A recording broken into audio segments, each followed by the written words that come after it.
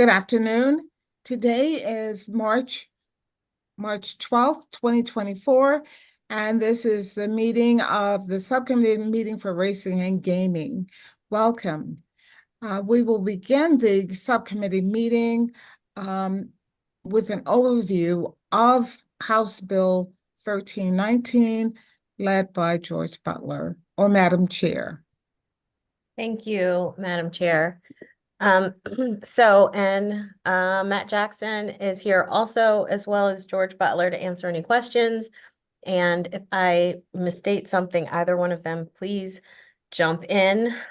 This bill has been amended since its original introduction, taken into consideration concerns that we heard during the hearing and concerns from individuals on the committee. So I will try to be not lengthy, but I'll start with the licenses, the licensure requirements. So there will be 3 different types of licensing categories. The first, by right, meaning all of the brick and mortar casinos will be entitled to 1 license, possibly 3. So they could get 1 or 3. The first license, they have to demonstrate a 5% ownership by an individual that qualifies as a social equity applicant, which I'll get to in a minute. The second, if they get the second license, which also is Matt, you have to jump in here, a certain percentage social equity applicant, then they will be eligible for a third license. And that's 33% ownership in the second. Thank you. The second category of license by right are the individuals that have received the Class B sports wagering facility licenses, like the OTBs, but not the racetracks, the large bingo halls, and an entity that held ownership interest in a VLT operator. And then finally, there will be competitively awarded licenses, 2 rounds. The first round will be the social equity applicants only. And then after that, all other applicants. And I will mention that in the first category that we discussed, where the casinos could possibly get a second or third license, if they don't choose that second or third license, those licenses will fall to the competitively awarded license category. The license will be for 5 years. Initial fee for the first license, which can be paid in installments, $1 million, and then $1 million for each of the others. So $2 million if you get a second and a third. Renewal fee, 1% of the licensee's average annual proceeds from the last 3 years.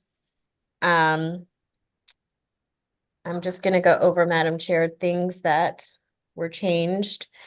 So social equity applicant is a person or a group of people that meet one of the following criteria: lived in an economically disadvantaged area for at least 5 of the last 10 years, attended a public school in an economically disadvantaged area for at least 5 of the last 10 years, attended a college in the state where at least 40% of the individuals are eligible for a Pell Grant, and has a personal net worth that does not exceed an amount determined by the Commission to encourage diversity, equity, and inclusion. Talking about an economically disadvantaged area, the bill also lists criteria for that. And I'm just scanning to see. So I'll move to player protections. Some of the things that changed since the last bill, since it was originally introduced, I should say. We're including language related to limits on spending that can be changed every 30 days. Banning the use of credit cards. If someone participates in the voluntary exclusion program, currently you have to opt into having counselors contact you. So that's going to change to an opt-out. So a counselor will contact you regardless. we added language related to embargoed businesses. So licensees may not accept or receive revenue from countries known for money laundering, are listed as a terrorist state, or from a jurisdiction where iGaming is illegal. We're also adding some language for some study, which I think Matt has that and can answer any questions about that. So for now, Madam Chair, those are the amendments, and I would move the amendments. Second. I have a couple questions. I'll stick them to the amendments if possible. Just trying to take some notes. So what is, and I understand there's a differentiation between, we don't know if the casinos will get one license or they may have opportunity to get up to 3. So there's a leveling there. But what's the total number of licenses under the bill? If all options are taken, is a total of 30. 30, okay. And so that would cut down, if the casinos, the 6 casinos only kept 1, that would cut it by 12 to 18. But then the social equity applicants under phase C of the bill, they could bump it back up to 30. So it's 30 no matter what. It's just a question of whether the casinos take the 2nd and 3rd skin or whether they fall to the competitive process. Right. Is that right? Okay. And the application fee of the $1 million, and I appreciate it being tranched in installments. I think that's always a smart way to do these things. Is that $1 million for everybody? So that's $1 million for everybody that gets a skin, whether it's a casino, the riverboat, another OTB, or a social equity applicant in the competitive process. It's all $1 million for one skin, and if you're eligible to get an additional skin, it's $2 million. So you'd pay 1 million for each skin. So yeah, 2 million. Okay, so it's different than sports gaming, where we had the higher level for the casinos and a couple other entities, and a smaller level for the, whatever we called them, Bs or B2s, that were the smaller operations. They had a much smaller fee. Under this construction, the application fee is going to be $1 million for everybody, regardless. Correct. Okay. Those are the only questions I had about the amendments. So if you want to move and vote on the, I think Delegate Hartman, at least I'm seeing on my little Just a Zoom minute, I'm chairing this still. No, I know. I said I was just going to ask if you wanted me to Thank ask you the other very questions much. about the bill Yeah. or wait. So This is on the amendment. Delegate Hartman, you have a question? Yes, thank you, Madam Chair. The renewal you said is 1% average over the last 3 years. Is that a 1% of gross, 1% of net? What is it? Gross. 1% of Is gross? that right, Matt? It's gross. And are these all of the amendments in total? Yes, except yes, there's some reporting language that's going to go into the bill. Anything to address the local Yeah. the grants, the local impact grants, to make them whole? yeah. There is, so there's going to be, and Matt or George, feel free to jump in. I don't know that we have well, we might have it. It's been being worked on for a couple days, but so what's going to happen is money will come off the top.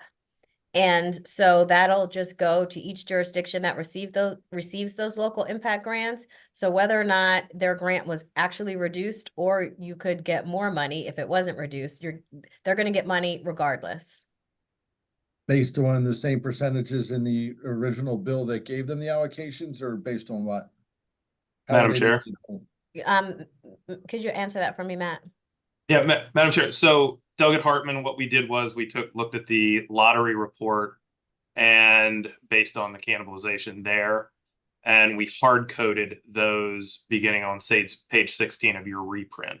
So those cannibalization figures are hard coded numbers that you get on top of what the current allocation is. So you're guaranteed at least that amount in the case of if there is actually cannibalization. So you can actually see all of those numbers for everything in there. So like Worcester County, 200,000, whatever those hard numbers are now, are we tying those to CPI? Just, I was kidding. They do increase in the out years based on the fiscal note estimates. So when you say they do increase in the out years, help me understand that.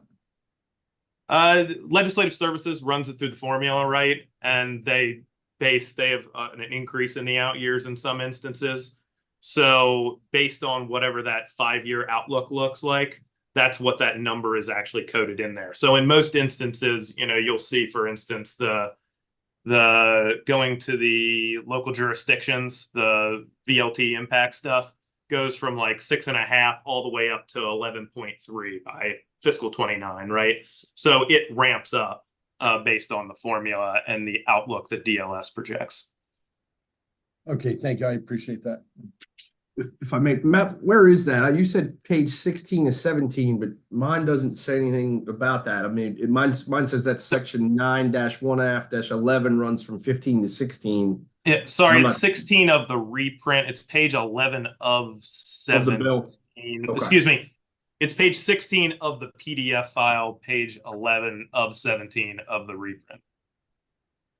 Okay. Sorry, you know how those pages get kind of Yep. wonky. Delegate Buckle, do you have another question?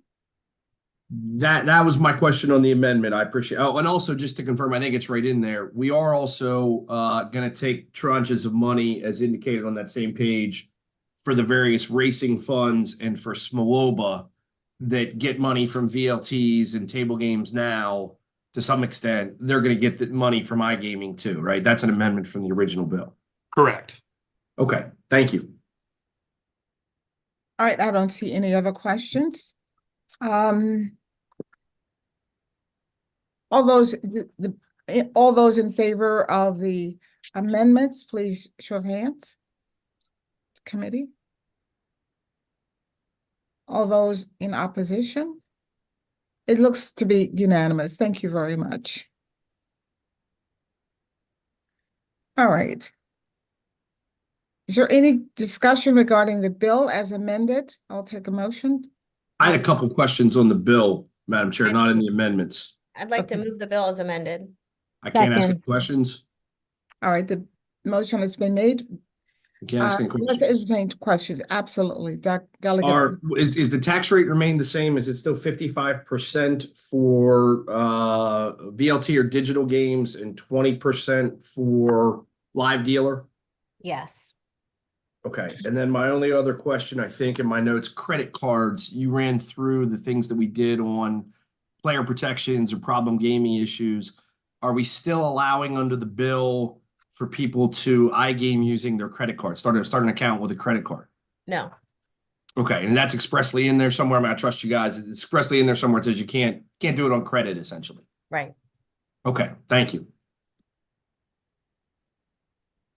All right, is there any other discussion regarding the bill? Delegate Hartman. Thank you, Madam Chair. As far as the dealers, are they based in each county or are they based in Maryland? What parameters was put in there for the to protect those few jobs that would exist from that? Madam Chair. So they have to stay in the state of Maryland. And correct me if I'm wrong, Matt or George, they have to be, if you're a brick and mortar, they have to be at your brick and mortar. That's correct. Yes. Okay, so the brick and mortars, if they buy a license, they would be allocated there. If it's one of the others buying a license just in the state of Maryland. So they could all invest in one gambling, dealing. Like a warehouse. facility. Yeah. Okay, thank you. Appreciate the answer.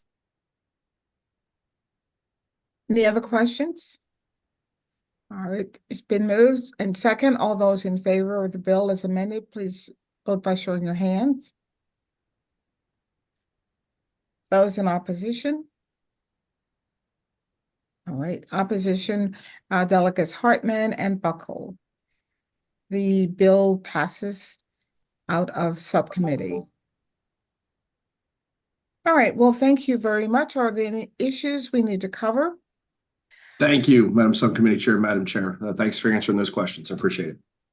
Well, thank you, Madam Chair, and thank you, Mr. Butler and Mr. Jackson for being present. Thank you, members. We'll see you on the floor Thank you. in the Thank you. committee room.